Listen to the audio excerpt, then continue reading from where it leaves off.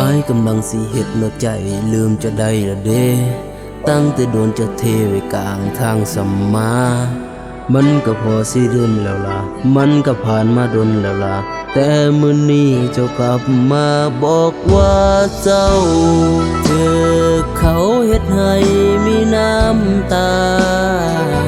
พร้อมกับถามว่ากลับมาเป็นคือเก่าสิได้บ่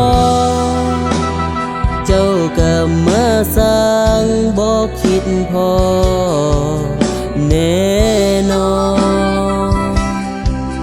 เคยเห็นอีหยังไว้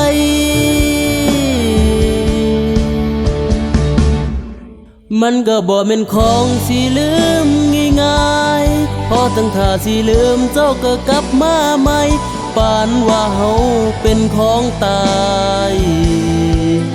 บทสิไปก็ทิมเฮาไว้ซ้ำมาเศร้าขี้สานางมาทางใดก็กลับไปทางนั้นล่ะอ้ายกำลังสิลบหอยน้ำตา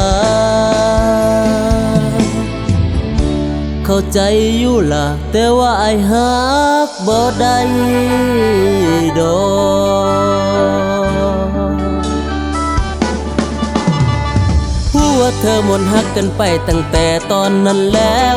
ผู้สู่ยากสู่แนวว่าเธอนั้นบ่มีใจผู้ว่าเธอแค่เงาต้องการมีคนข้างกายผู้ว่าสุดท้ายเจ้าคงสิทิมอ้ายไปอีกเธอโอ้ยผู้ว่าคนบ่ฮักจึงได้ก็คงบ่ฮักอ้ายมันเจ็บมาคักเธอนี่อ้ายคงบ่เชื่อว่าแม่นไปได้ดิบได้ดียังกลับมาโพดเอาเรือแม่นสิบอกฮักจากเธออ้ายก็บ่อินแล้วล่ะ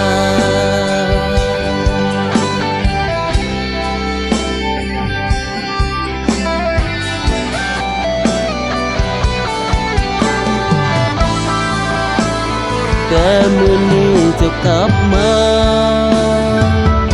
บอกว่าเจ้าเจอเขาเฮ็ดให้มีน้ำตา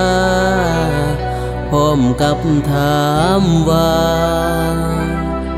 กลับมาเป็นคือเก่าสิได้บ่เจ้าก็มาสร้างบ่คิดพอแน่นอนเคยเห็นอีหยังไว้โอ้มันก็บ่แม่นของสิลืมง่ายๆพอตั้งท่าสิลืมเจ้าก็กลับมาใหม่ปานว่าเฮาเป็นของตายบทสิไปก็ทิมเฮาไว้ซ้ำมาเศร้าขี้สานาง